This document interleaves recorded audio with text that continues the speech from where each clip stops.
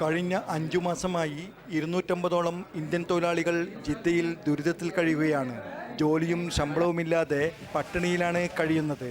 Jeddah industrial സിറ്റിയിൽ Ijaz gate international കമ്പനിയിലെ തൊഴിലാളികളാണ് ദുരിതത്തിൽ കഴിയുന്നത്. ബീഹാർ, ഉത്തർപ്രദേശ്, പശ്ചിമ ബംഗാൾ തുടങ്ങിയ സംസ്ഥാനങ്ങളിൽ നിന്നും മുംബൈയിലെ ഇമ്രാൻ ടൂർസ് എന്ന റിക്രൂട്ട്മെന്റ് ഏജൻസി വഴിയാണ് ഇവർ വിസ തരപ്പെടുത്തി ജിദ്ദയിലെത്തിയത്. 5 മാസം മുമ്പ് ഇവരെ കൊണ്ടുവന്ന കമ്പനിക്ക് കോൺട്രാക്ട് നഷ്ടപ്പെട്ടതോടെയാണ് ജോലിയില്ലാതാവുകയും വേതനം മുടങ്ങുകയും ചെയ്തത്. 6 മാസം മുമ്പ് പുതിയ വിസയിലെത്തിയ തൊഴിലാളികളും ഇവരുടെ കൂട്ടത്തിലുണ്ട്. ഇവർക്ക് ഇതുവരെ ഇക്കാമയോ തൊഴിൽ പെർമിറ്റോ ശമ്പളമോ ലഭിച്ചിട്ടില്ല. ഇവരുടെ ദുരിതങ്ങൾ അറിയാനിടയായ ഇന്ത്യൻ സോഷ്യൽ ഫോറം ജിദ്ദ കമ്മിറ്റിയാണ് അടിയന്തര സഹായങ്ങൾ എത്തിച്ചത്.